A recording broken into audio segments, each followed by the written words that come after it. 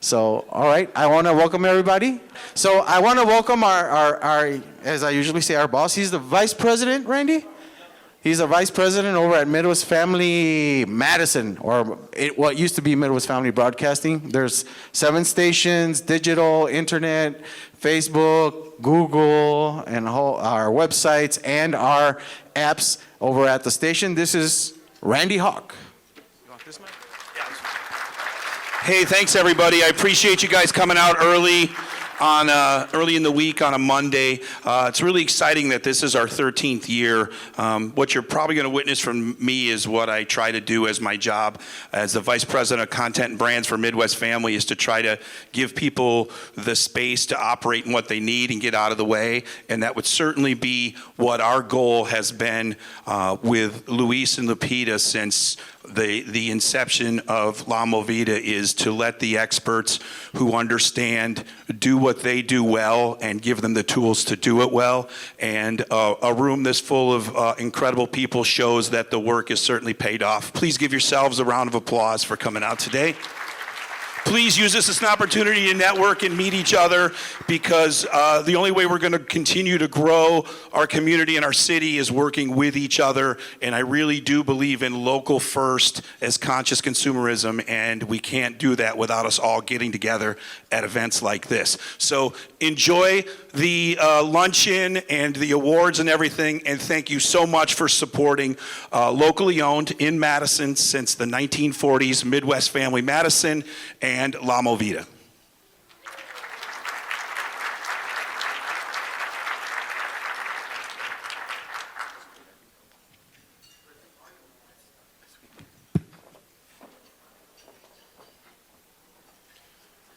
Buenos días. Let's try that again. Buenos días. That's better. All right, you're awake. So, of course, welcome all of you to the 13th, you will believe it, 13th Hispanic Heritage Month Luncheon. And of course, as is the case every year, it is hosted by Midwest Family Madison and WLMV La Movida 1480 AM y 94.5 FM. Donde sí la mueves. So today, October 16th, La Movida is celebrating 21 years of broadcasting 24 hours a day, 7 days a week. And it's the first and only, that deserves some applause. And they stand alone in that role as the only Spanish radio station in South Central Wisconsin to operate at that capacity. We want to acknowledge the sponsors that helped make this event today possible, and I ask that you please hold your applause until I complete the list.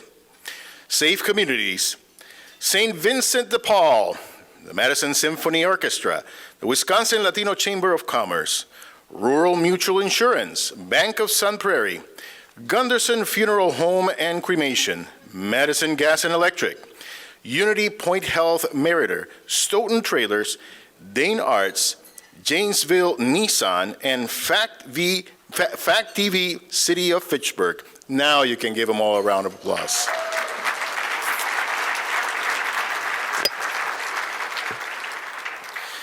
And joining us today, we have a wonderful list of very special guests. And again, please hold your applause because the list is long.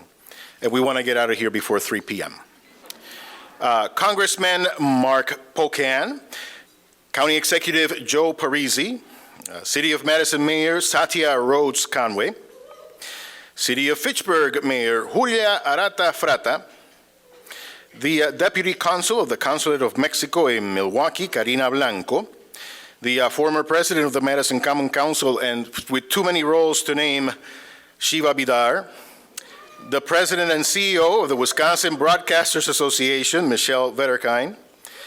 We have alders from the City of Madison, the City of Fitchburg, I don't know if we have anyone from Sun Prairie or other communities. If you are here, we certainly want to acknowledge your presence. The Executive Director of Centro Hispano of Dane County, Karen Menendez-Culler. The Immigration Affairs Specialist, Fabiola Hamden. The President and CEO of the Wisconsin Latino Chamber of Commerce, Jorge Antesana. The President of the Latino Education Council, Salvador Carranza. The Poet Laureate and Omega School Director, Oscar Mireles. The Executive Director of Latino Academy of Workforce Development, Baltasar de Anda Santana.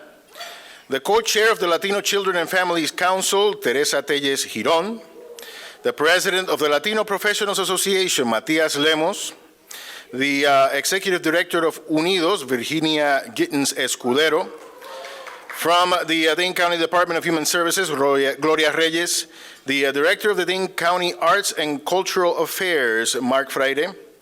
The members of the Madison UW State Police, the Wisconsin State Patrol, members of fire departments from all our various communities, Madison, Fitchburg, etc., and Verona as well. Welcome you one, welcome you all.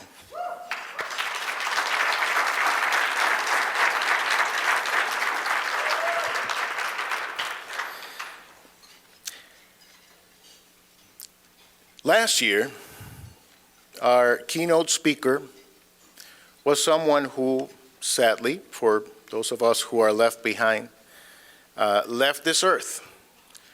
He left it a better one than he found it, and many of us owe a deep and sincere debt of gratitude to this man.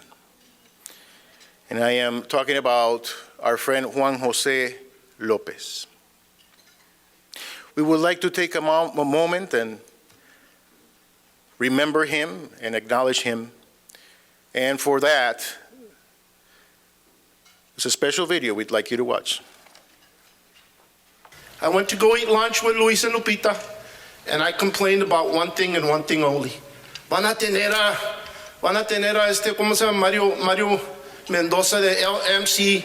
Dámelo a mí, yo soy mejor que él. Give it to me, I'm better. They said, no, Juan, he's the best, and you're never going to be better than him. Well, guess what? They gave me the keynote speaker.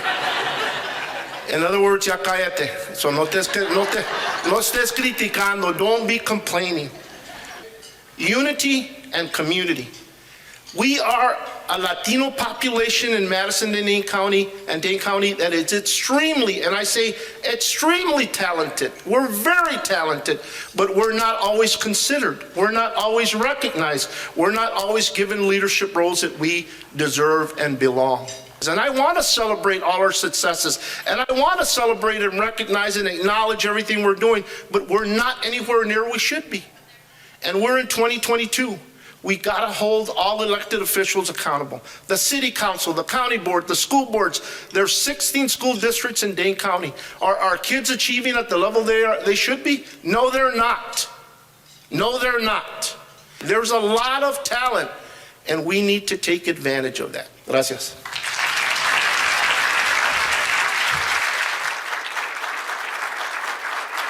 Un gran aplauso para Juan José López.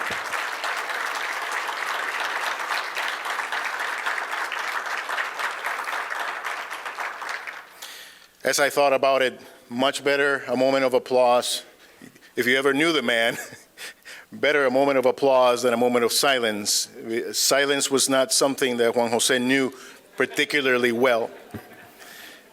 But, you know, in all seriousness, most of us who came to this community from somewhere else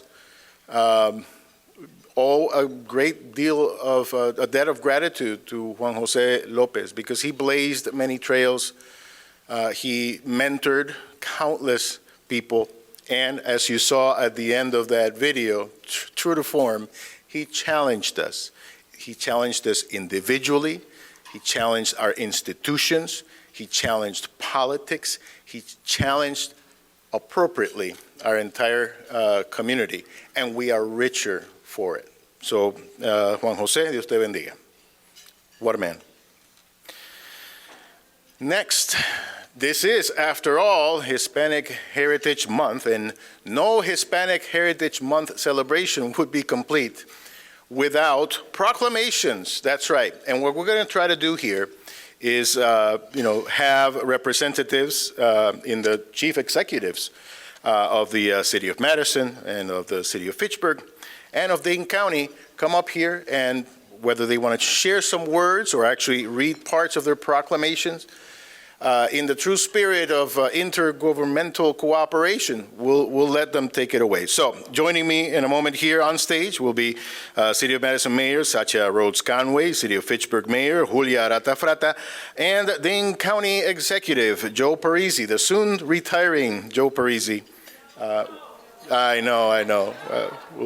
Will be joining us, and we want Luis and Lupita, when you have a moment, to work your way up to the stage so you can receive these proclamations on behalf of all of us. So, take it away.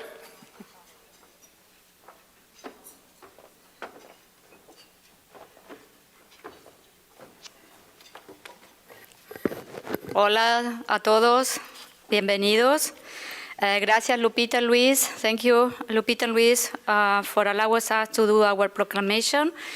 I came here to this event many times as an ALDE representing the city, but this is my first time that I am here as a mayor of the city. So this is a great honor to represent my city and to represent the 16% of the citizens and residents Latino that they live in Fitchburg. So we did our proclamation like a month ago, and I'm going to read something about what we said in Fitchburg. I'm going to say it in Spanish.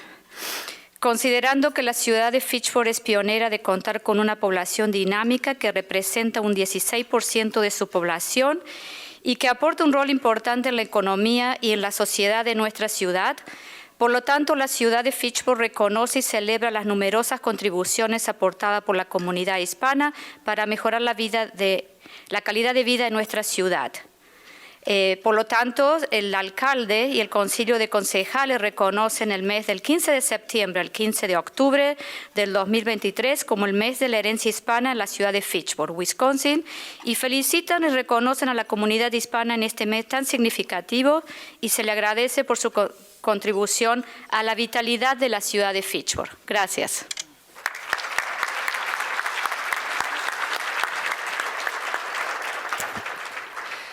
In the spirit of collaboration, Mayor Julia and I agreed to divvy up the responsibilities. She would read the Spanish and I'll read the English. It's not exactly the same words, though, but the sentiment is very much the same. And so on behalf of myself and the Madison City Council, I'd like to just read the end of our proclamation. Whereas Madison is fortunate to count among its population a dynamic Hispanic and Latinx community that plays an important role in our city's economy and society, and whereas we encourage all Madisonians to recognize and applaud the many contributions made by our Hispanic and Latinx community to enhance the quality of life in every aspect of our city, now, therefore, be it resolved that the Mayor and Common Council recognize the month of September 15th through October 15th, 2023 as Hispanic Heritage Month in the City of Madison, and be it further resolved that the Mayor and Common Council congratulate our Hispanic and Latinx community on this significant month and thank them for their contributions to the vibrancy of the City of Madison, signed and sealed by my hand in September. Thank you. Thank you, Mayor. I too have a proclamation, and I won't read the whole thing. I want to leave plenty of time for our good friend Congressman Pocan, but I will read a couple of sentences. Whereas Dane County has been enriched by all who call the United States of America home, America's Hispanic community has woven unique threads into the diverse fabric of our country and played an important role in shaping our national character. And whereas Hispanics contribute to success in Dane County in diverse and extraordinary ways, and whereas Hispanics in Dane County community come from diverse backgrounds, each with their own stories and histories. And whereas Dane County has a centuries-old tradition of welcoming immigrants, which has given us a tremendous advantage over the rest of the country, whereas during National Hispanic Heritage Week, let us renew our commitment to honoring the invaluable ways Hispanics contribute to our common goals by celebrating Hispanic culture and working together toward a stronger, more inclusive, and prosperous society for all.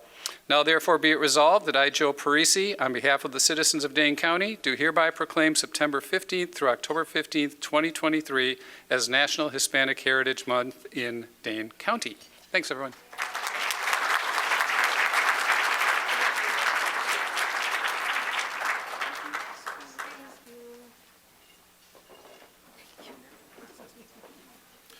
All right, so now, we're going to take a break up here, let you finish your lunch, assuming that you can finish it in 5 minutes, and we'll be back and introduce to you our keynote speaker. Buen provecho.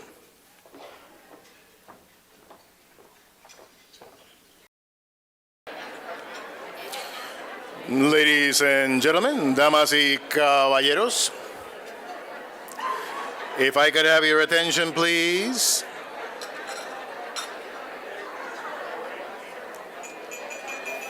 That's right. All right. So you'll have another opportunity coming up when lunch beyond your salads and the cupcakes when lunch is brought out. We'll give you another opportunity to network and to catch up with friends. At this time, though, it is my distinct honor and privilege to introduce someone that I've known for many years, and I'm sure many of you have as well. And I am referring to our keynote speaker, Congressman Mark Pocan.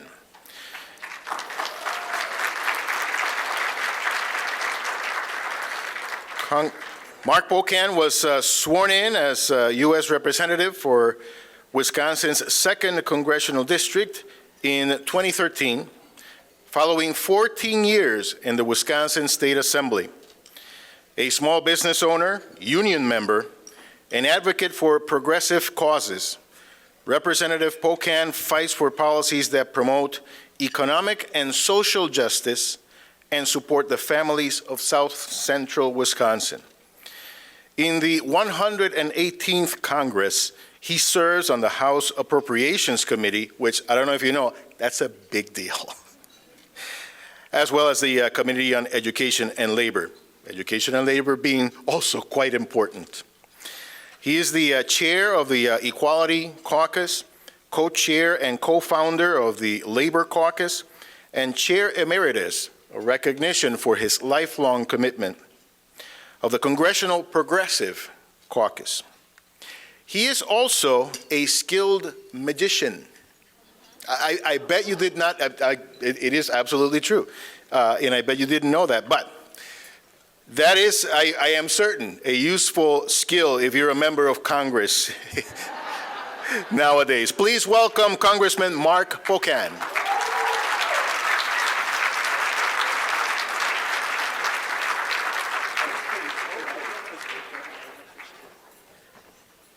Well, thank you, Mario. Buenos dias. It is great to be with you all. And before I start, if I can just have one little, what we call point of personal privilege. One of the people you just had up here presenting a proclamation is our county executive, Joe Parisi. And Joe is an old friend, a colleague when we were in the state legislature together. And in 2011, we elected Joe to be our county executive. And Joe has been an extraordinary county executive. When you look at all that Joe has put into that office, caring about land use, being one of the most climate change friendly counties in the country, addressing our incarceration population with a humane response, investing in our social and human services here in the county. Joe has been an extraordinary leader who recently announced that he is going to be retiring next May. And I just wanted to give a shout out, because I haven't had a chance to do it anywhere else yet. Let's thank Joe for all he's done as our county executive. We appreciate it so much. Thank you, Joe.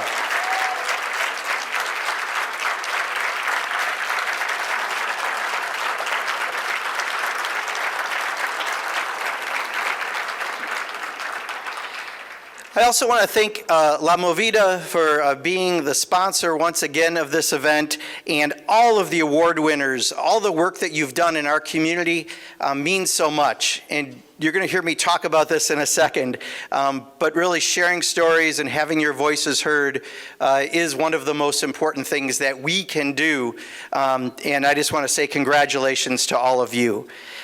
It's great to be here with you. I almost didn't make it. If you've been watching the news, I advise you watch something else maybe once in a while if you're watching federal news, but it's been a little chaotic in Congress. We currently don't have a Speaker of the House of Representatives. Because of that, we can't vote on any legislation.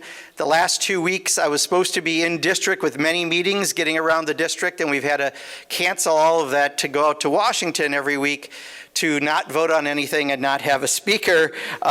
They literally, as I landed and got home at 2 a.m. on Saturday, told us that we were going to all of a sudden vote at 6 o'clock tonight, and we had to quickly call and cancel. And then, fortunately, a few hours, or next day, I guess it was, they told us that we're not going to be voting until noon on Tuesday. I was able to get the last seat on the 5:55 plane tonight and be here. So the chaotic Congress that you see on TV is truly as chaotic as it appears, but I am very, very glad I could still make it to be here. Thank you. No, glad to. It's so important to be here to help celebrate Hispanic heritage and to recognize that it also is a trying time for the Latinx population in America. First and foremost, we have a chaotic immigration policy. I just had a conversation about part of how chaotic it was, but Congress hasn't acted for decades. And it is truly Congress is at the core of where the fault is, that we do not have a functioning system that matches where we are in 2023. We have not addressed the reality of where the country is, and we do not have a rational immigration policy because of that. You know, 10 years ago when I first got to Congress, there was a bill passed out of the Senate that I believe had 69 votes, which, by the way, in the Senate, that's about akin to me sprouting a full head of hair in front of you. It's like pretty impossible to get 69 votes in a bipartisan way on anything. But it had some extra protections at the borders, but more importantly, it had better processes in place and a pathway to citizenship for aspiring Americans. That bill passed the Senate, but never got taken up in the House of Representatives. And since then, we've only gone downhill, especially bluntly with the Trump administration. It was the introduction of a lot more hateful policy, from family separations to the creation of ICE. We need a national dialogue to pass meaningful legislation that actually addresses the immigration issue. And we don't have a coherent policy right now.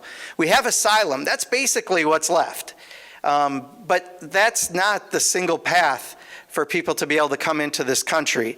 And you have to wait still 7 years, perhaps, to be able to go through the process. And people are in limbo, and their lives and their families' lives are in limbo. We have dreamers that we haven't addressed adequately in this country, and we need to. And we have 11 to 13 million people waiting on citizenship, people who are aspiring Americans who we need to have a path for them to become official citizens of this country. I recently joined Veronica Escobar, a colleague of mine in Congress in El Paso. That's her district. One of the key points of entry for many people into this country. And what I saw was really appalling. It was the local government and community groups doing the work of the federal government. As people come into the country, and it's only through this asylum process, because that's the only process that's left, unfortunately, there are not federal resources allocated to help through this. So the local community groups have done all the work. So we went and visited the processing centers, whereas people come into the country, they're calling family members around the country, they're helping them get transportation to be with their family. But that is our responsibility as part of the immigration system. And we are falling down on doing that. Add to that, sensational actions, political actions by governors in places like Texas make it even more harrowing. In addition to this, if that's not bad enough, there are other new attacks on the Latinx community in Congress.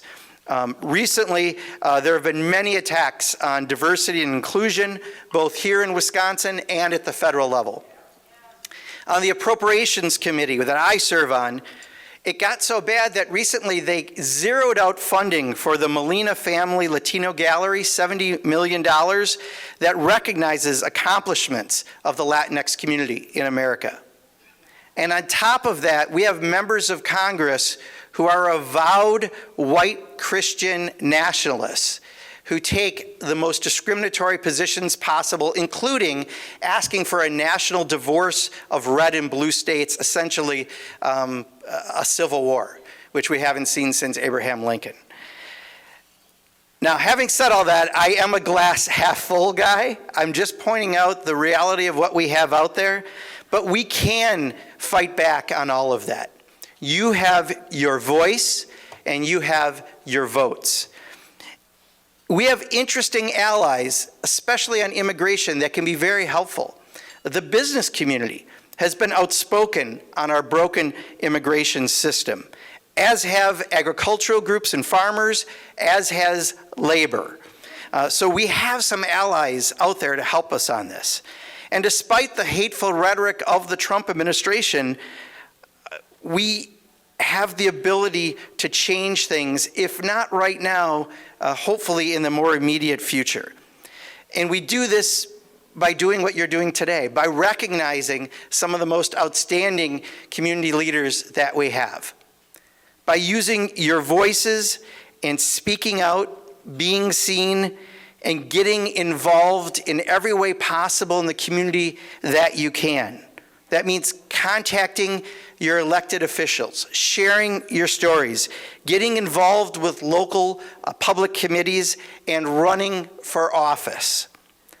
All of those things help lift the visibility so that we can be heard and make sure that the right policy, whether it's at the local level, state level, or federal, is happening. And there's no doubt we'll be a stronger community after these attacks. I know this sometimes seems like a really awful period with the ignorance and the hate and the discrimination that's out there, but I can tell you as an out member of Congress, the LGBTQI plus community has gone through much of this and is going through much of this with you at the same time. We made progress a number of years ago with marriage equality, and public support is off the charts for what should and is recognized. But we're also facing setbacks in Congress. They're coming back saying you can't fly pride flags at federal facilities. You can't discriminate against someone who only believes marriage is between a man and a woman, even though the law is different than that. They even went as far as to pull individual member earmarks that went to LGBT community centers simply because they went to LGBT community centers. They pulled 3 out of 2,400 earmarks that went to the transportation and housing part of the budget simply for that reason. We have some of the same issues being attacked by some of the same people. But I am still optimistic because at the end of the day, I know that hate is a powerful driver of fear, but love is stronger.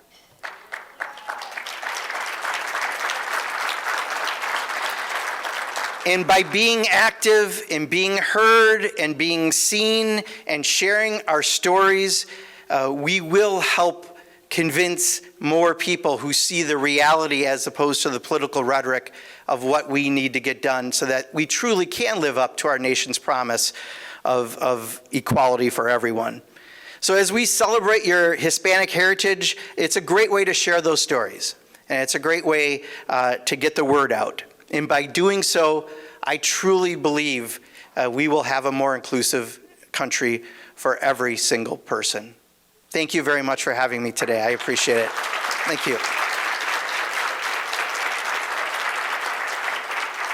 If I understand it correctly, they had a few questions, and they asked if I would stick around to answer, so I'm glad to be here for that. So just want to let you know what's happening at this point. Hi, Congressman Pocan, Karen Menendez-Scholar, the Executive Director of Centro Hispano.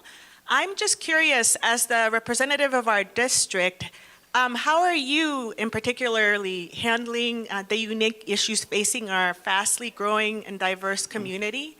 And then also, how do you celebrate our heritage here at home in Wisconsin and also nationally? Sure.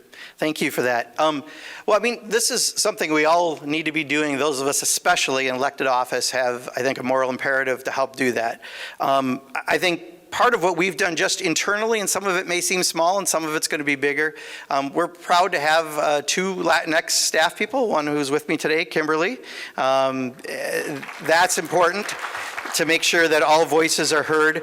We recently, for the first time, put the office brochure that we've had for years and years and years into Spanish. We're doing outreach to make sure that it's getting distributed around the district, not just Madison and Dane County, but throughout the district.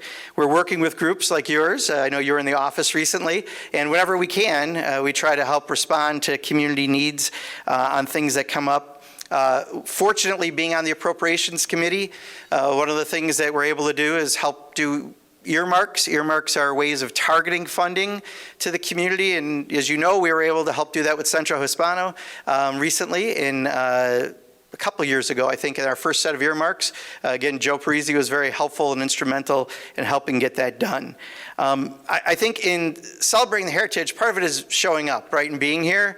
And trust me, we went through a lot of back and forth to be here today, and it also means being at events in the community. So we try to make sure that if I can't, because generally I'm 3 of the 4 weeks a month out in Washington, our staff do. And we try to make sure that we have outreach so that people know we're available and we can help. And as always, and we recommend, and the groups are really great about this, if you have individual needs, people who need help, reach out to our office. The one, I guess, outwardly positive thing, because Congress is pretty chaotic right now, is we still have the ability to help many individuals, and we do that through our casework, and most of that's done out of the Madison office. So if we ever can be of help, please let us. We actually, for those of you who, I'm going to probably date everyone in the room who's younger and older, but remember the Batman show, the Bat Phone? For those of you who are older, you'll know the reference. Younger, sorry, you have to watch an old episode. But we have a special lines that get us through to the agencies, and we can really help folks out. So appreciate the question and appreciate all the work that you do as well, and we really enjoy working with your agency. I feel like Phil Donahue, although I might be dating myself with that reference. Thank you very much. I'm going to read my question.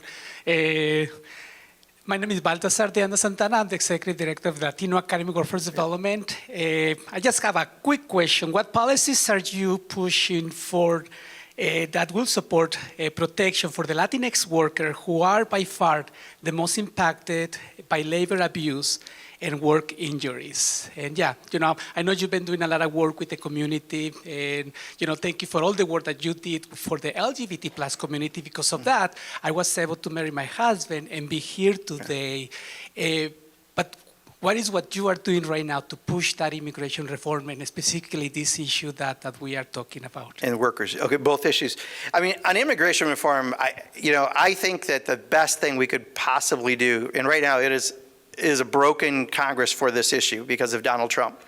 Do not expect something to happen in this Congress, but that's why we have to build the case to get back to where we were a decade ago, is to go back to using that as a foundation and working from there. We do many, many letters to agencies, to Homeland Security in particular, to try to make policies more humane. I remember I went to the border now, I think 3 times over the last probably 6 years, specifically around some of the family separation issues and other issues that are occurring. And we have to make sure we never go back to any of those issues. But we do have to have a working policy around immigration. On workers in particular, and this is one, Baltazar, I'm worried about, is we were able to, when Democrats were in charge of the House and Senate and the White House in the last 2 years, increase funding to the Department of Labor, where specifically we need to have those teeth to go after the bad employers to protect workers regardless of citizenship. And right now, the Republicans, one of the things we're in the middle of getting caught on is our budget for the next year. Our fiscal year ended September 30th, so what we're in right now, technically, that we'll do a little late, they proposed a 30% across-the-board cut. And if you do that, you're going to devastate the ability to protect workers across the board without having a Department of Labor to do that. We're fighting hard. That's my subcommittee on appropriations, labor, human services, and education, so I care about that an awful lot. And we're just trying to make sure that we get the resources so that we can continue to have the work that I think you have seen in the last couple of years, definitely a change of approach, because with those additional dollars, we can do more enforcement, and we need to continue to do that. So thank you. Hi, Patricia Telles Giron. I'm the co-chair of the Latino Health Council with my Shiva Vidar Silaf. And, you know, many times the Latino community does not have a voice. We are like in the shadows and silence. And in your view, how could officials, elected officials, could give us that voice so that we have, you know, we are now the largest minority in the United States. And we deserve to have the things that we need for all of our families, as you are hearing. And as community leaders, we are willing to work with the officials. But in your view, how could we have the elected officials actually take steps to give us that voice back? Sure. So I think first and foremost is trying to have a seat at the table. There's a famous saying that's been attributed to many people, but I attribute it to Ann Richards, the former governor of Texas. If you don't have a seat at the table, you're likely on the menu, right? So part of it is making sure that you're regularly heard with your elected representatives. Part of it is having people become elected representatives. But part of it is also participating. One of the nice things about local government in particular, city and county government, there are many commissions that have citizen members on there, and making sure that you're having representation on those as well, because so many of them affect specific areas of county or city government, but are a great way to get some experience built and to have your voice heard and to work through that way. At the federal level, one of the things we do is we work with the Congressional Hispanic Caucus very closely, especially the Equality Caucus. Technically, there's affiliation called the Tri-Caucus, which is the Congressional Black Caucus, Hispanic Caucus, and the Asian American. Equality Caucus is kind of the one-off because we were newer, but we often work on issues of discrimination against anyone across the board, and especially on immigration. That's one of the things that we do and work there. So, you know, having those partnerships are helpful to me in Congress. Having people here who are regularly talking with us, working with us, and getting active in local government, probably more than state. I don't think there's as many citizen panels, although there are at the state level as well. And then being active and you know, getting elected. I mean, Shiva is someone, I mean, how many years have we worked together on so many issues? And because she's been someone who's not afraid to speak out, she's been an amazing ally for many, many years to work with on a lot of issues. We just need everyone to be able to, if you have some spare time and some spare willingness to do that, it really, really does matter. And again, whatever the table may be, having a seat at that table to be heard is really important. So. That's all the time we have for questions, unfortunately. All right. So thank you once again. Thank you, everybody. I really Mark appreciate Buchanan. it, and enjoy your lunch, and look forward to seeing you all again. Thank you.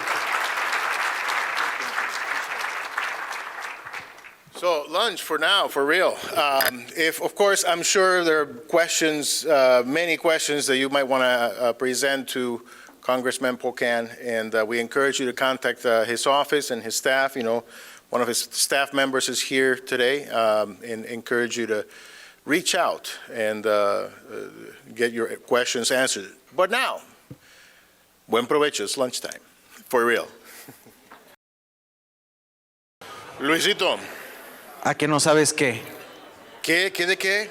Oye, quiero contarles una historia. El fin de semana pasado, para un servidor y para Lupita, fue un fin de semana un poco nervioso. Les platico por qué. I'll tell you guys why this past weekend for Lupita and I was a little nervous, and Congressman Pocan left, but the reason I'm up here is not to out Congressman Pocan, but I want to thank Kimberly Hernandez from his office for sticking it out with us because, as Congressman said, right now in Washington, D.C., it's a little chaotic. And Saturday, we got an email and a call. No, Saturday. And then they changed it Sunday, right? Yesterday. Lupita is right. Mario. Repeat after me. Lupita is Mario, right. ¿tú qué sabes de esto, Mario? No, okay. So our Sunday was like, ¿ahora qué hacemos? ¿Qué no hacemos? ¿A quién le hablamos? Because Congress had said, the Republican Party decided that they were going to vote on today. So he had to change all of his schedule, and Congressman Pocan me dijo, dude, I had to change a whole week, as he said up here. So, but most importantly, I want to thank Kimberly. Kimberly, muchas gracias. She did an amazing job sticking to point. Gracias por el trabajo que hizo para que precisamente nuestro keynote speaker estuviera aquí con nosotros el día de hoy. So, muchas gracias de todo corazón y bueno, gracias al congresista Mark Pocan por estar con nosotros el día de hoy. Espero que todos estén disfrutando de su comida. Gracias. I hope everybody's enjoying their lunch. I liked it. It's not tamales, but it's okay. You guys know what I'm talking about. Every time somebody goes to the studio, y mis tamales, ¿dónde están los tamales? Okay. So, all right. Sorry, Mario. Thank you. So, thank you, Kimberly. Gracias, Kimberly. Thank you. Kimberly Hernandez, muchas gracias. And so, recognitions. Today is a lot about recognitions. I think, Congressman Pocan stole a little bit of my thunder, but I also want to, on all of our behalf, extend our gratitude and appreciation to Joe Parisi. More than just about any other elected official, he came to this event year after year after year. It was like a yearly reunion, so I'm going to miss him terribly. Unless, he comes next year. But I wouldn't blame him if he didn't, because, he's been to probably more events than most of us can count. But we do want to thank him, of course, for his job as county executive, but also for being present here year after year. And continuing on with recognitions, it is award time, reconocimientos. And we're going to start with the Making a Difference Award. And this year's awardee is Antonio Quintanilla, who is the Food Pantry and Services Coordinator for the Catholic Multicultural Center.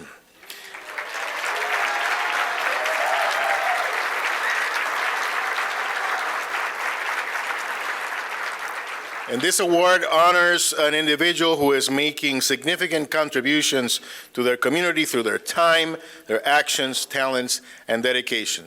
Let me tell you a little bit about Antonio Quintanilla. He was born in El Salvador. He earned a Bachelor of Academic Physical, Mathematical, and Architectural Drawing degree. He began civil engineering studies at the National University in El Salvador, but classes were suspended due to a civil war, and not only did he have to abandon his studies, he also left in 1981. He is a songwriter, he is a poet, he is a musician.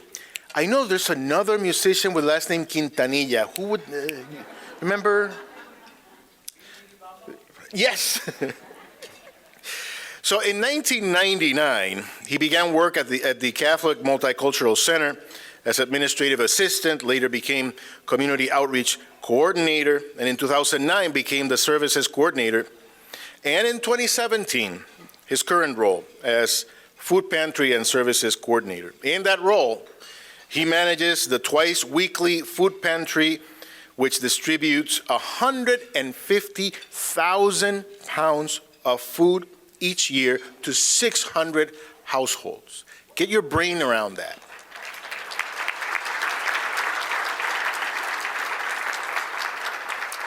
But his contributions don't stop there. You know, he also managed a homework club tutoring program for elementary and middle school children, co-leads bilingual community environment program, and offers assistance and resource counseling to people in need. He is not a 9-to-5 sort of person. He stays late and works because he doesn't want to see a homeless person get soaked in the rain. Multiple times he has housed people in his modest 2-bedroom home, and all those homeless people have successfully found permanent housing. These are some of the amazing things that Antonio Quintanilla has brought to our community, and some of the reasons why he's the awardee for the Making a Difference Award today. Please welcome him.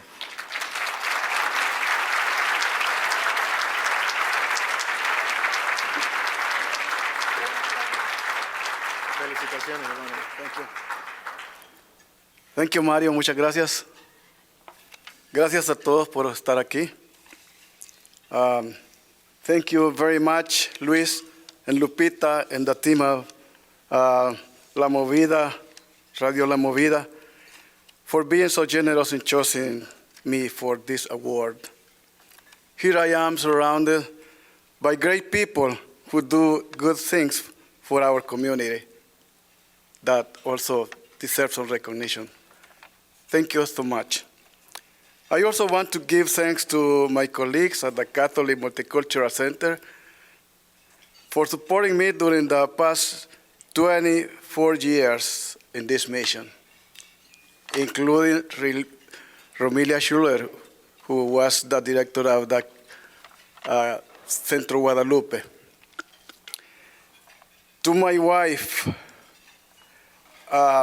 for giving me support and understanding, even though she sometimes tells me, "You are married to the CMC."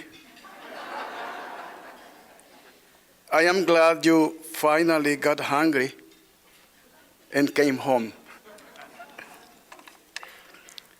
To my dear mother, who is here right now, gracias, mamá, por ser una madrecita amorosa.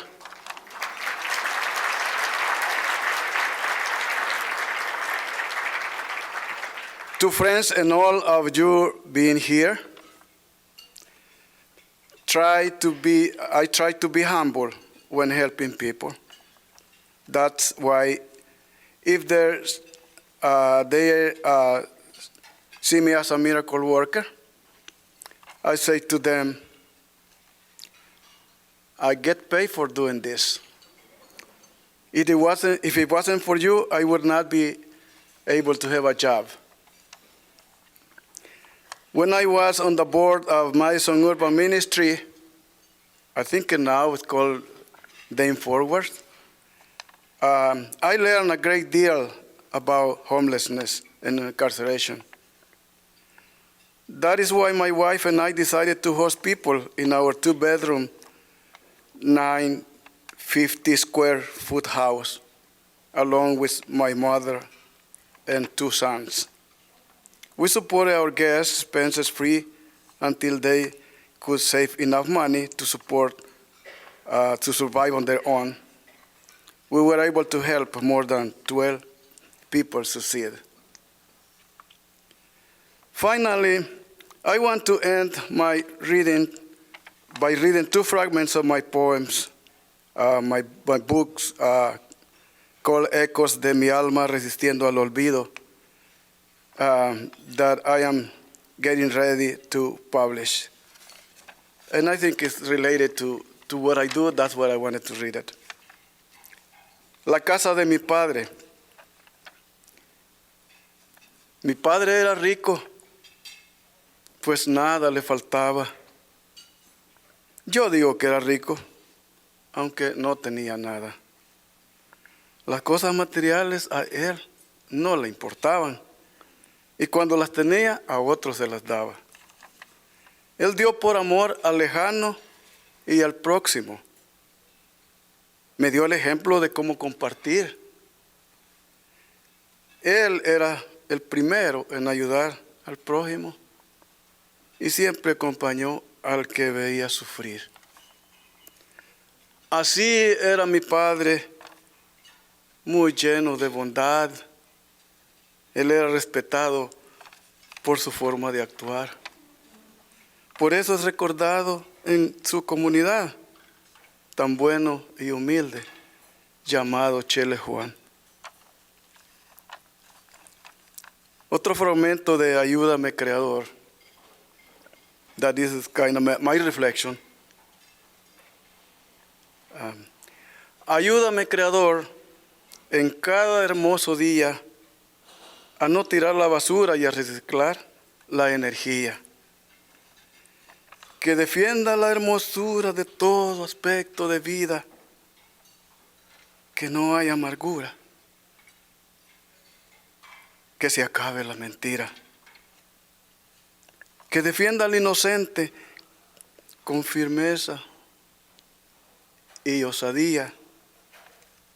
Y con mi verso valiente denuncie a tiranías. No dejes que yo corra como loco en el espacio. Deja que vaya despacio sin zozobra y que socorra.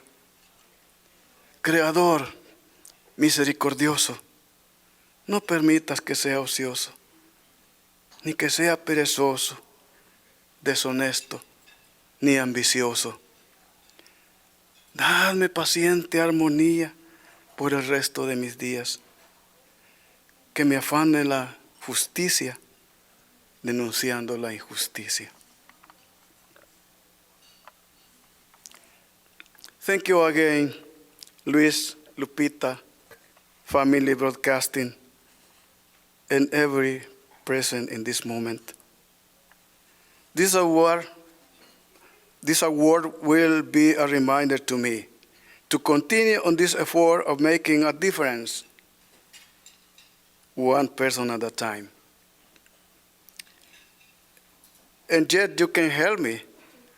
We're going to have a radiothon for the Catholic Multicultural Center on December 8th. I hope you can join us to make a difference. Buenas tardes.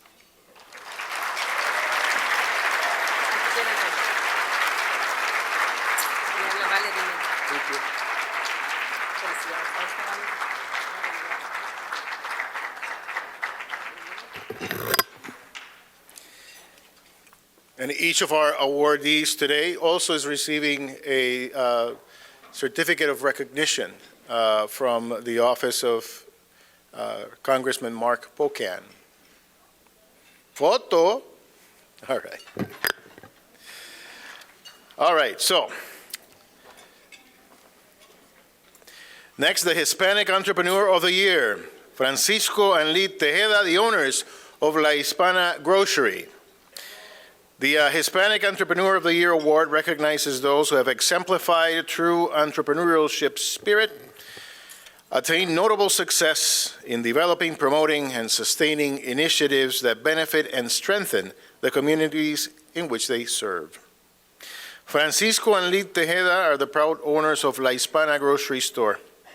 They got married in Honduras in January 1995, and since then they moved to Madison, where their family has grown. In Madison, they noticed that access to Hispanic products was quite limited, which made them miss their home country even more, and also made it harder for them to cook the recipes they were used to making on a daily basis. They decided to open a grocery store on the east side of Madison. They wanted to give that access to products to the growing Latino population, and they wanted to make sure that everyone was able to find a piece of their home country here in Madison. Appropriately, they named their store La Hispana. They wanted to make sure that their store catered to many different food traditions, and for that reason, Francisco and Lid have endeavored to make sure that they have various products from South America, Central America, the Caribbean, and Mexico. And with the growth of our population, they opened a second location in Fitchburg in 2004. They always strive to serve their customers at a very high level. To them, La Hispana has been a blessing, affording them the opportunity to nurture relationships with numerous customers over the years. And for those of us who have shopped there, the feeling is certainly mutual. Please give it up for Francisco and Liz Tejeda, La Hispana Grocery.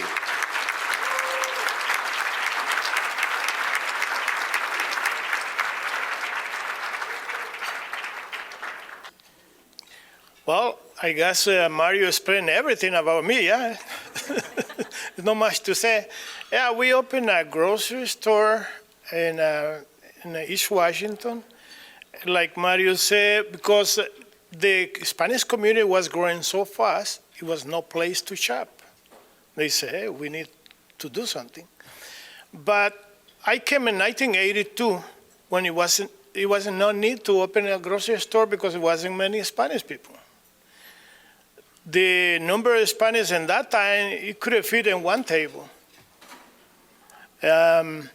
So we choose Madison, and we've been happy to be in Madison. We love the city, and this is our home, which we love it. And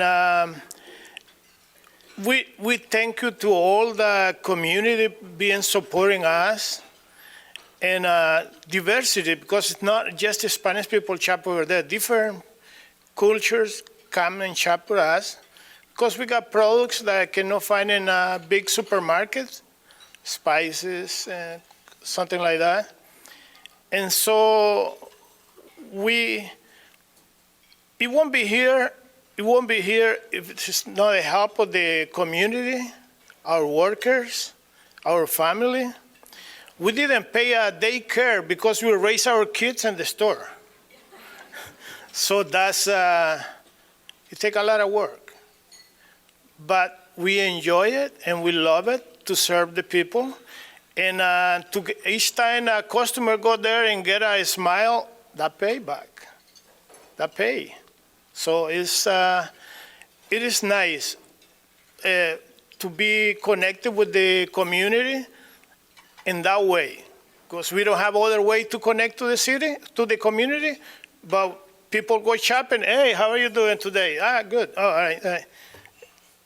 So we love it, and thank you for all you to make this award to recognize us, and welcome to shop in my store. Thank you. Yo sí quiero agradecer a Lupita, a Luis y a todos los organizadores de este evento que lo hacen posible. Muchas gracias, se les agradece muchísimo. Y a todos nuestros clientes también, muchas gracias. Y a mis hijos.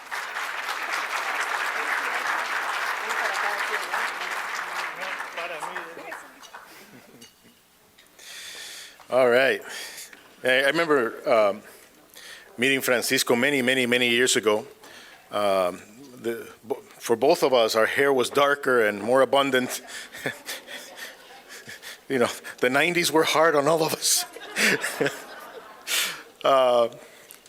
The Amigo Award, this is very special, goes to Mayor Satya Rhodes Conway.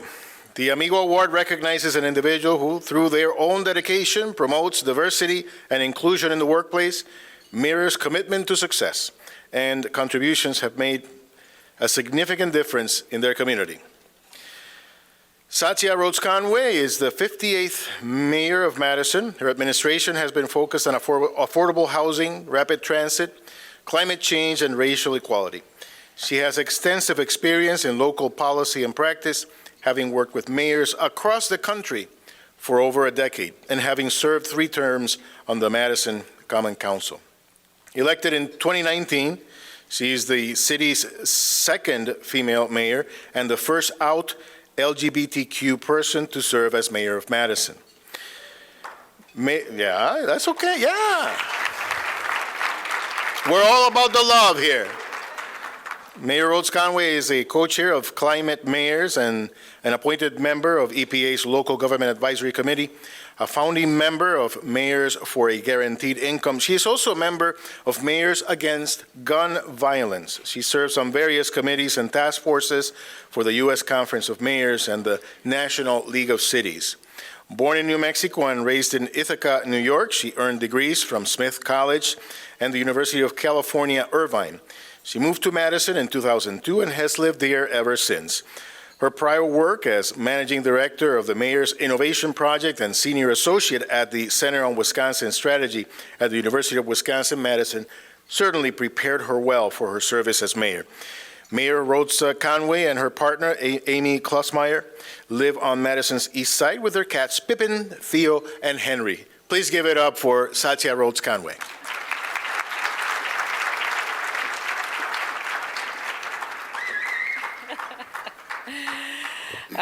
Mil gracias. You really don't have to read the whole bio. I'm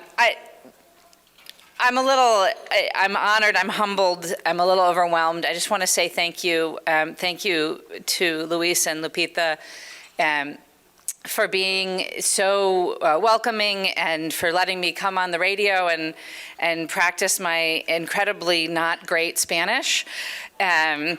And thank you to everybody who made this event possible.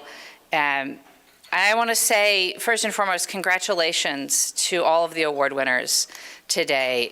It is really humbling to be in a group of really fabulous folks. I believe that one of the important things about the leadership in our community is recognizing strength in diversity. And so when I came to office, one of the things that I wanted to do was to make sure that I was representing our entire community and lifting up voices, being in community with folks, and really making sure that our entire community recognizes our diversity and how important that is and how much stronger it makes us when we celebrate diversity rather than letting it tear us apart. The Latino community is a critical and integral part of Madison. And I don't think that gets said out loud enough. So let me say again that the Latino community is a critical and integral part of Madison.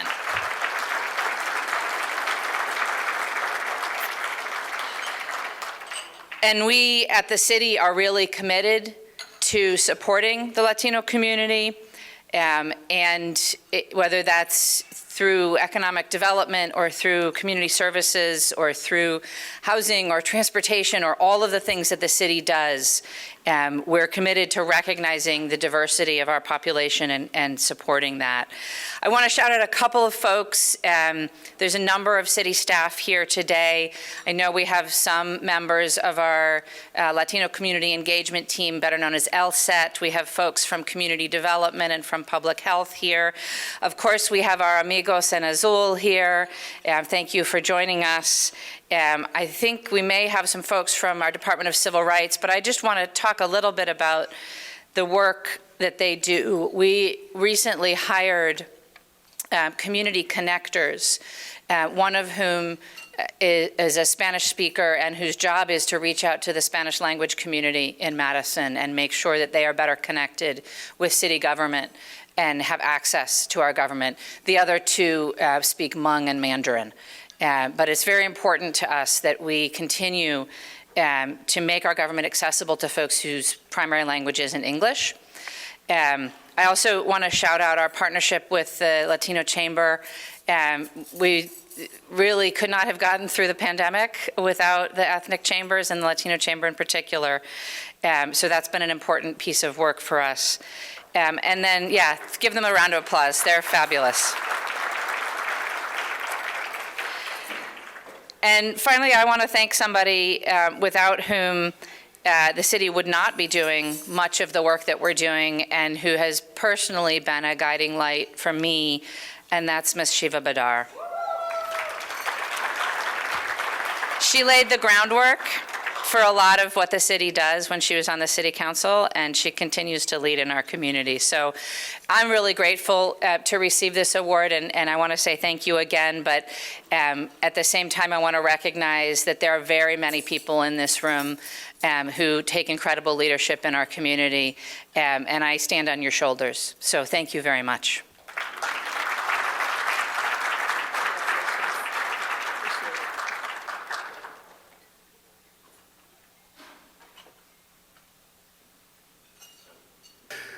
So the Believe and Succeed award this year goes to Margarita Avila, Director of Workforce Development of the Latino Academy of Workforce Development.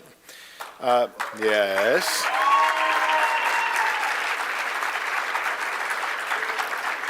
It's an award for innovation and leadership, resulting in outstanding accomplishments and consistent involvement to make a positive impact in our lives. Margarita Avila is an innovative trailblazer, Latina connector, and dynamic leader. She is Director of Workforce Development at the Latino Academy, where she develops and steers the agency's strategy to engage people, communities, and entities across Dane County. She helps cultivate the pipeline of Latinx talent and providing insights, access, and support to their careers. A native of Durango, Mexico, Margarita came to Madison to live with her brother at age 14. She overcame numerous barriers, thanks in large measure to help from community organizations and resources. She earned a bachelor's degree in communications and marketing from Wisconsin Lutheran College. She understands the challenges and anxieties faced by immigrants navigating complex new systems and new communities. She volunteers as a networking coordinator at the Dane County Employment and Training Network Steering Committee and serves as the membership officer of the Prospanica Milwaukee chapter and is a board member for the Fair Opportunity Project. She's an active participant in various organizations, and we are delighted to give to her the Believe and Succeed Award.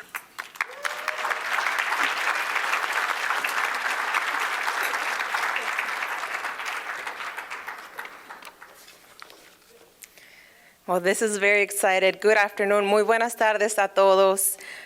First of all, I definitely want to give thanks to God, who is the head of my life and who makes everything possible for me to be able to lead life and also to serve my community. Thank you, Lupita and Luis Montoto, for deeming my accomplishments worthy for this special recognition today. I stand before you deeply humbled and profoundly honored to receive the Believe and Succeed Award. This recognition is not just a testament to my efforts, but a celebration of the collective belief we all share in the power of determination, resilience, and the unwavering spirit to succeed. I am deeply aware that this achievement is not mine alone. It is a result of the support, encouragement, and faith of my family, friends, my mentors, my colleagues that are here today, and each word of wisdom, every gesture of kindness, and every moment of guidance has been a stepping stone on this incredible journey. Queridos padres, mil gracias por su paciencia infinita, por los consejos, el respeto a mis ideas y por darme siempre todo su amor. Sé que no ha sido sencillo lidiar con una hija tan rebelde como yo, pero sé que todo lo han hecho por su amor y el amor que me tienen. Los valoro y los quiero muchísimo. Soy súper bendecida de ser su hija y de que sean mis padres. My journey to success has not been a straight path. It has been filled with the detours of failures, advanced learning, and reinventing myself to be ready for new opportunities. Learning to embrace failures has allowed me to grow in ways that I could not have imagined. Success is not easy. Staying focused on goals, taking risks, building relationships, and continuously moving forward leaves little room for failure. But what I have learned is that success is not an overnight process, many times, but instead a journey that requires dedication and perseverance. For example, I remember many times in college feeling lost and hopeless because I could not assimilate to anyone around me until I discovered mentors. Mentors that look like me, they share their experiences and career trajectory that lead how they led and how they were able to become CEOs, directors, entrepreneurs. Oh, and they had an accent just like me. It is important to share our stories. Each time we share our testimony, we advance the principles of diversity and inclusion in this world. We demonstrate to others there is place for them too. They belong. We all need to hope those examples of success. We need mentors, we need sponsors, people who will support us and share with us their adversity, and how they're able to move forward. And also we need people that is able to support us and hold our hands instead of knocking us down. Many times I had doubt myself, but faith has been able to keep me moving forward. Faith has ignited my dreams, fueled my ambitions, and helped me look forward even in the face of adversity. The encouragements I have received from my loved ones, my community, has been a rock of my unconditional support many times in my journey. It is a driving force that keeps me grounded and motivated. Their support has inspired me to persevere, to overcome challenges, and to relentlessly pursue my goals. Success as it is a solidarity achievement. It is a tapestry woven with the threads of collaboration, mentorship, and the unwavering faith of those around us. I share this award with everyone who has believed in me, who has stood by me during moments of doubt, who has celebrated my successes, no matter how small they might have seemed. This award is a reminder that belief is just a passive emotion. It is not just a passive emotion, it's an action. It is a belief in ourselves and in others that empowers us to reach our heights, to break barriers, and to make a positive impact on the world around us. Let us remember that belief knows no bounds. And with it, we can achieve remarkable feats, not only for ourselves, but for the betterment of our communities and the world at large.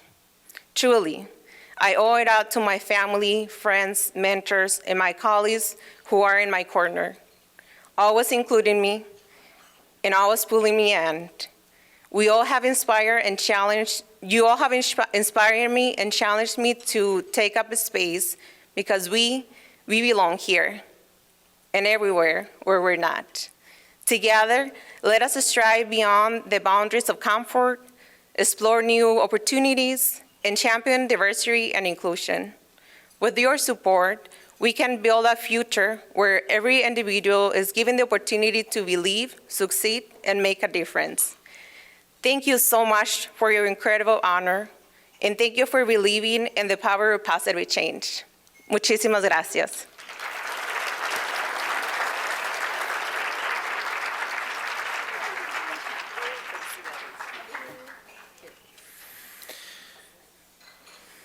Thank you, Margarita. While she is having her photo taken, the Hispanic Achievement of the Year. And this year is Matias Lemos Castillo of the Latino Professionals Association. Matias Lemos Castillo is an experienced consultant who is dedicated to effective and culturally relevant community engagement. Born and raised in Uruguay, Matias brings a unique perspective to his work. Founder of MLC Consulting, LLC, in January of 2022, his organization focuses on helping individuals and organizations achieve their goals through intentional community engagement. Before founding MLC Consulting, Matias held leadership positions with several local and national organizations, including the Local Voices Network at MIT. In these roles, Matias honed his skills as a conversation facilitator and community builder, developing the ability to effectively convene community members, work with diverse audiences, and satisfy partners. His community-oriented background is key in his work as a consultant. Matias has a proven track record of generating accurate engagement of measurable results, making him a goal-driven consultant with strong problem-solving and organizational skills. He also serves, importantly, as the board chair of the Latino Professionals Association of Greater Madison, which celebrated recently an important anniversary, and is also an active board member with the Madison Public Library Board. Please show your love to Matias Lemos Castillo.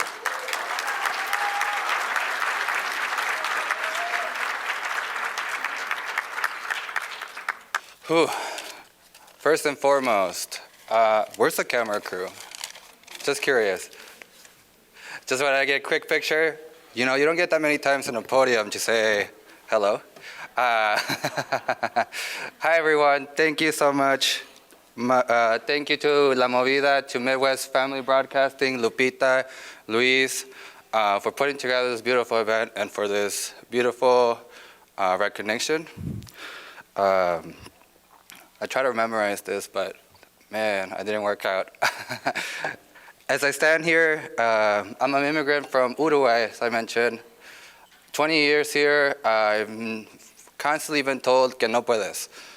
Many times growing up, I encountered challenges, I encountered folks that said que no puedes ir al colegio, you can't go to college, you can't do this, you can't run for office, blah, blah, blah, so and so.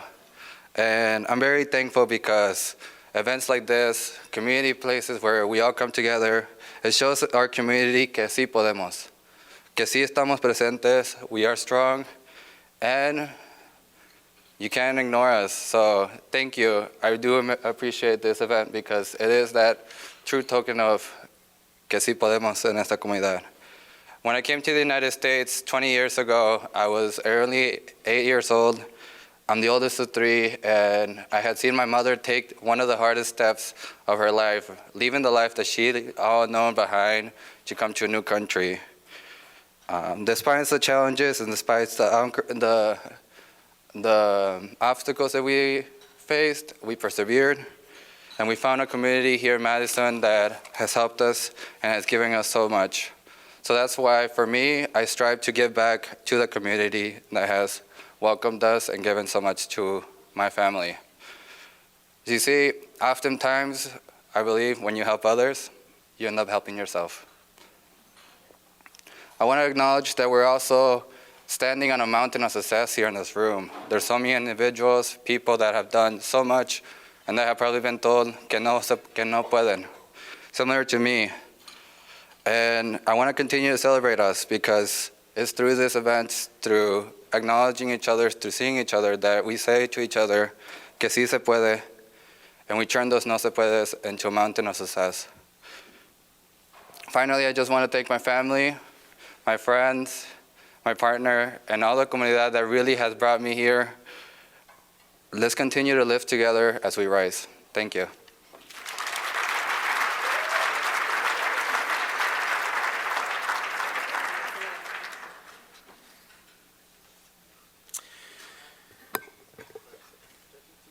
The Community Leader of the Year Award this year goes to Alfonso Morales, the Chief of Police of the City of Fitchburg.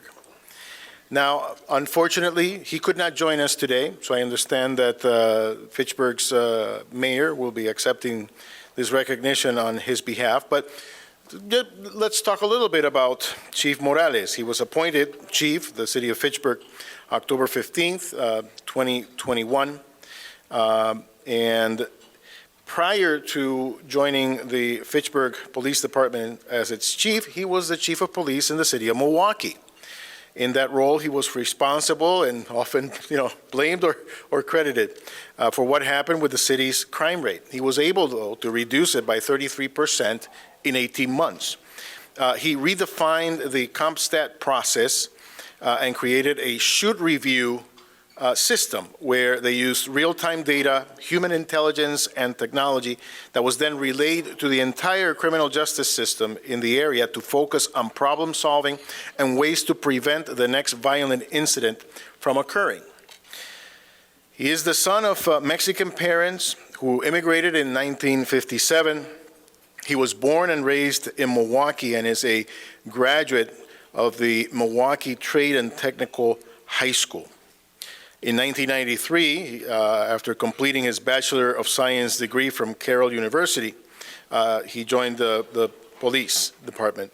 And as a police officer, he was, assigned to patrol, as is often the case, I hear, in the South Side Police District. In 1999, he was promoted to detective of the Criminal Investigation Bureau, and in 2003, promoted to the rank of police lieutenant.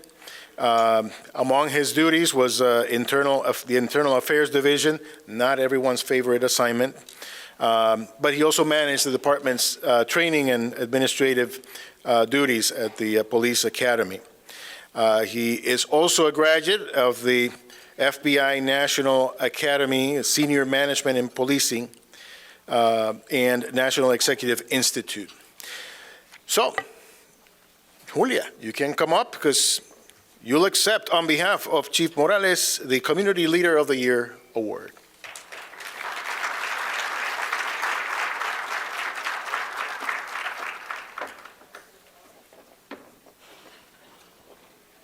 So thank you, Lupita and Luis, for this recognition.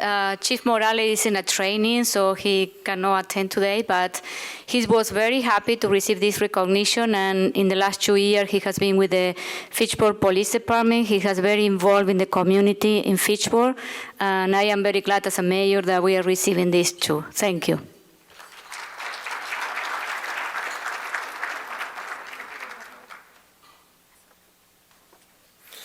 Last but certainly not least, the Community Organization of the Year award goes to the Latino Children and Families Council.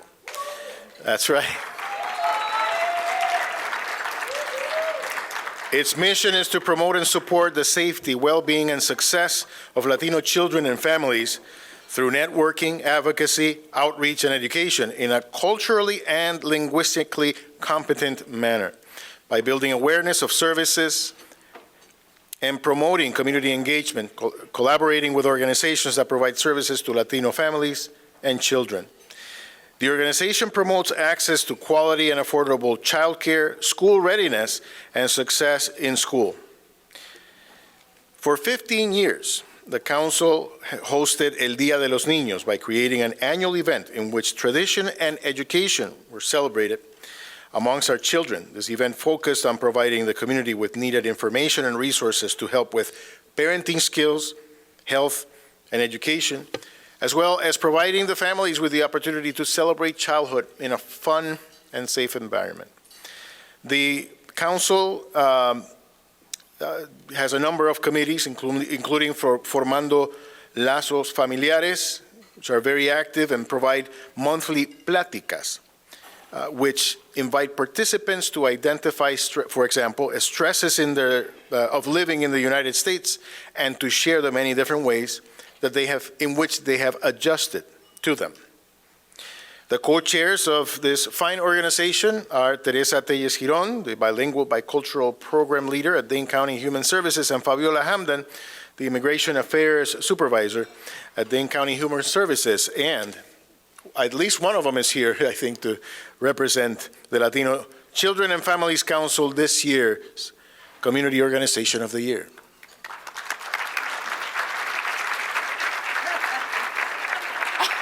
Mario, I'm sorry, but you remember the story of that Amos, I called him Amos, gave about taking his children to the store? The reason I say that is because your dad was originally the person that actually hired me to be the first receptionist for the first ever open Centro Hispano. I don't know if some of my friends know that, but I was hired by Mario's dad to be the first receptionist of Centro Hispano. And from there, I remember you were coming in diapers.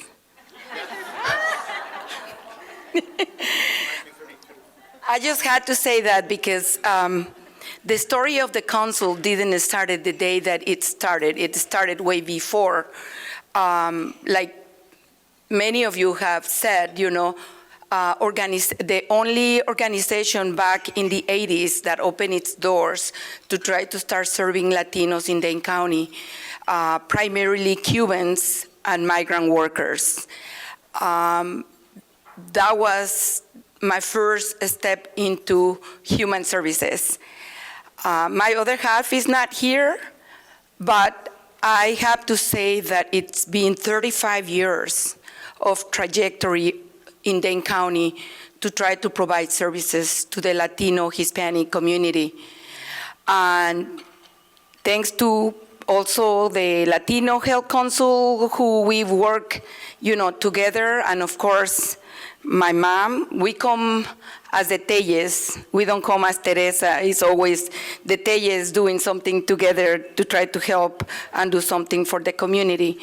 But just a quick background of how the committee started. Since I'm the last one, my mom has a say that las últimas eran las primeras. Is that it? And I am the oldest one probably in here as a leader of this community. Believe it or not, I don't have a lot of gray hair, but it's there. This committee started of tragedy back when 3 families lost their children out of a tragic moment of child abuse.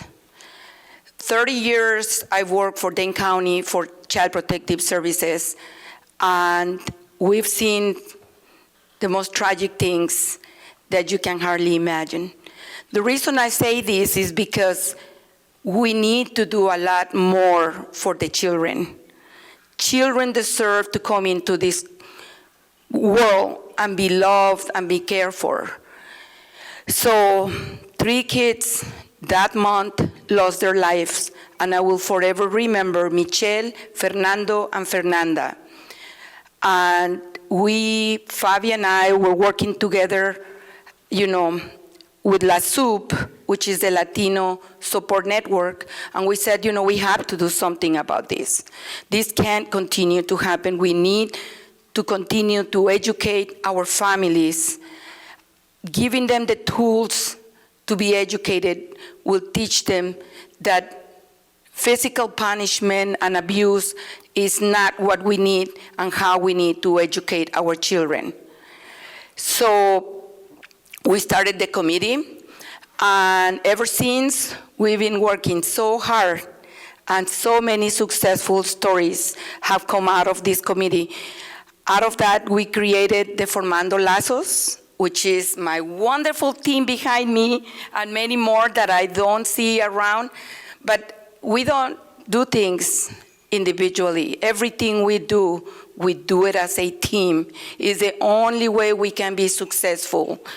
When we're planning a radio program where we have, thanks to Lupita, started the radio program over probably 18, 19 years ago, whenever you started and ever since, we have a radio program every month to educate people about domestic violence, child abuse, you name it. We bring a lot of speakers and families in places, in rural places where nobody even imagines that somebody's listening to our program. They're calling from there to say that they're hearing our stories and our educational programs. Formando Lazos, my wonderful team behind me, we do a Plática every month, which is our tool to try to help end domestic violence and child abuse. Every month we have a Plática where families come and they have their space to talk and to learn new tools to be better, and we love it. Every single person behind me works so hard in their own little organizations or big organizations, and then we come together once a month to try to plan things that we need to do for the future. We had the day, El Día del Niño. Who hasn't been at El Día del Niño here? I mean, I think everybody was part of putting that day of the El Día del Niño together. And it was such a success to see all the children walking around with the smiling faces and saying, thank you, you know? So everything we do, we don't do it for us. I think that we just work hard because we want to see a healthy community.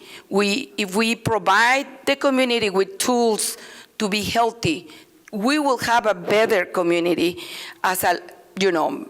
We come from other countries. We need to come here and we need to learn other tools. We need to learn services. We need to learn to do things differently.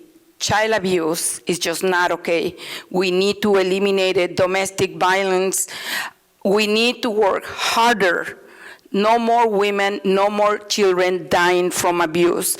And that's what our committee is all about. I want to thank my family, Juan, my children who were coming since they were little to every single meeting that I had, every single group that I was doing. And Fabi, of course, she's having a better time in Mexico, who has been by my side in every step of the way to try to create more services through this committee. So I want to thank my jefe, who is gone, the county executive, who allowed us to be part of these committees during work time. So thank you, everybody. And thank you, my team, and Lupita.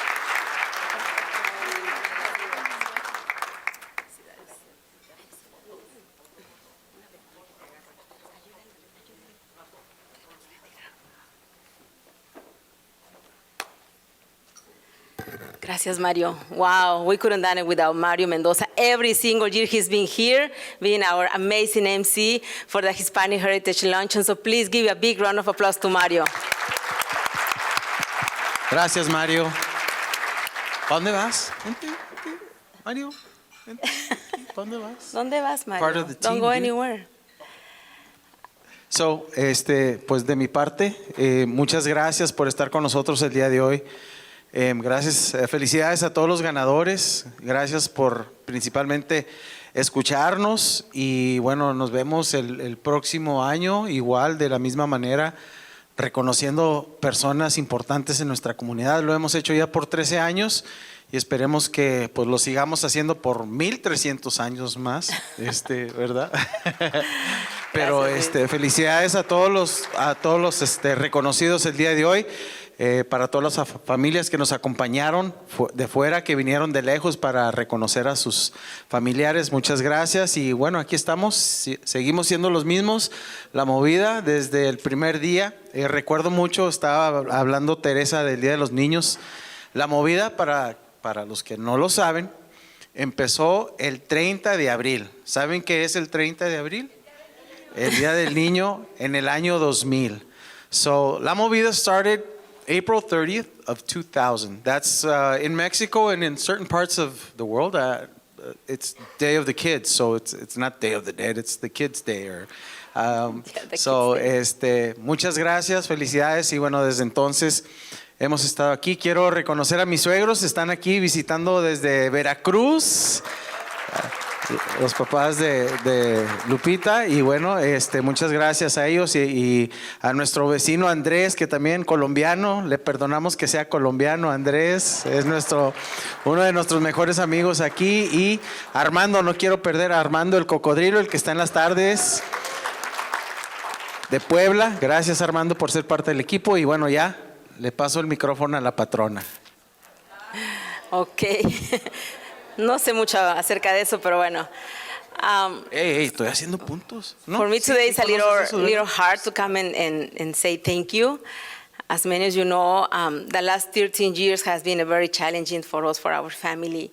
Very, very, very difficult. We live things that I never, ever wanted to wish to anybody of you. You mean here. 13 months, right, Lupita? 13 years? 13, I'm sorry, 13 months, yeah. Over a year, yeah. Yeah. And last year it was the first year that I missed coming here, but it was for a great reason. And I was doing the most important role that I carry, which is a mother role. I know Luis was here and everybody was here, and I appreciate it. I just want to say thank you from the bottom of my heart for all the support, for all the prayers, for all the calls, text messages, flowers, gift cards, phone calls, and all the help that you guys give us during the difficult time. Las comidas. And the meals. Louis doing much better. I asked him this morning, do you want to come with us and celebrate the Hispanic heritage? He said, no, Mom. I prefer staying here playing video games or doing other things. He's now, thanks God, in 30 months chemotherapy treatment. It's almost 6 done. Maintenance. Chemo maintenance, yeah. So 30 more, let's say 24 more months. But como decimos en español, estamos del otro lado. And none of this could be possible without the faith and the love that we receive from God, and the love that we receive from all of you. And the family. The family is so important. And everyone and each of you are my family, Midwest family. So I love the word because I guess family is everything. So thank you so much. I'm going to say that a little bit in Spanish because my parents are here and I know they're going to say, ¿por qué no lo dijiste en español? Why you didn't say that in Spanish? And there's people that I really need to recognize and thank are definitely my parents and definitely our angel, Shiva Vidar, for all the help that she gave us during the time at the hospital. Gracias, and she continues giving us a lot of help. So, and each of you, the shows your love and your support. And I love you all as well. Hace 13 meses, han pasado 13 meses desde que hemos estado pasando por una situación muy difícil como familia, pero hemos podido salir adelante gracias a todo el amor, el cariño, el aprecio y los regalos y las llamadas y oraciones de todos y cada uno de ustedes. El amor incondicional y el amor de familia lo he sentido siempre. Y es la palabra que siempre utilizo cuando vengo aquí, es decir, somos una familia. Agradezco a mi familia, a Midwest Family Medicine por give us the feeling. Familia es muy importante para mí. Y hablando de familia, a los que nunca nos han dejado solos y han estado con nosotros desde el primer día que llegamos a Wisconsin en 1999 han sido mis padres, Ernestina y Alfredo, que están ahí, que yo sé que sin su amor, su cariño y su comprensión y las interminables oraciones de mi mamá no lo hubiéramos podido lograr. Somos muy bendecidos de tener a Luis con nosotros, de que le esté yendo muy bien. Él quiere continuar con su sueño de ser un chef algún día, le encanta cocinar y sé que lo va a lograr. Pero sobre todo estoy más agradecida de aprender durante este tiempo que no hay nada mejor en la vida que la familia, pero los hijos. Cuando situaciones de estas pasan, tú te olvidas de quién eres o de lo que tienes. Tú nada más quieres que tus hijos estén bien. Y eso pasó conmigo. Yo me olvidé. Durante 6 meses estuve encerrada en un cuarto de hospital con mi hijo, día tras día, pasando por todos sus tratamientos, pero afortunadamente estamos de este lado y estoy muy afortunada y muy bendecida. So 6 months out of those 13 months, I was encapsulated in a hospital room and side by side with Louis. And when things like that happens, there's nothing that crosses your mind other than be there with your son. And you forgot about titles, about recognitions, about who you are in the community. You're just there as a mother. So I'm so thankful and so blessed that God gave us another opportunity with Louis. And I hope he can join us next year. And I hope all of you can join us again next year, because this event and this celebration is celebrating about all the hard work that all of you do. So thank you so much for being here. It has been 13 years of the Hispanic Heritage Luncheon. Next year will be the 14th, and soon we're going to be celebrating a quinceañera. So help me there with some ideas for the 15th anniversary. Thank you so much. I want to... Maybe Mario can sing. Mario puede cantar la quinceañera, ¿verdad? I just want to say a few more words. I want to thank so much to my second parents in Madison, Romy and Jan. I love you so much. The Telles and everybody knows that we love you too.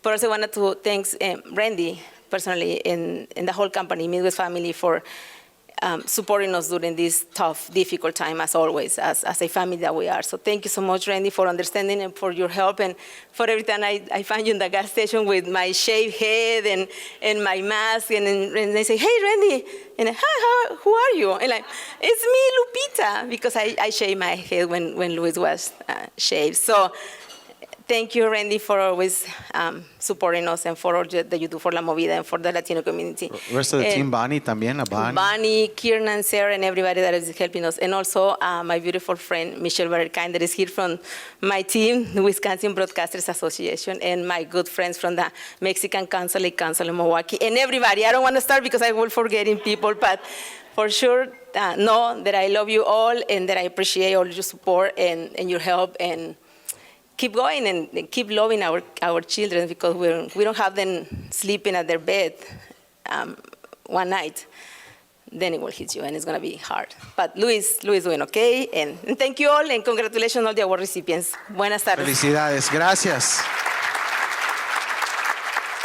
Aquí se rompió una taza y cada quien para su casa. Gracias, los queremos mucho. Sigan escuchando La Movida. Thank you, guys.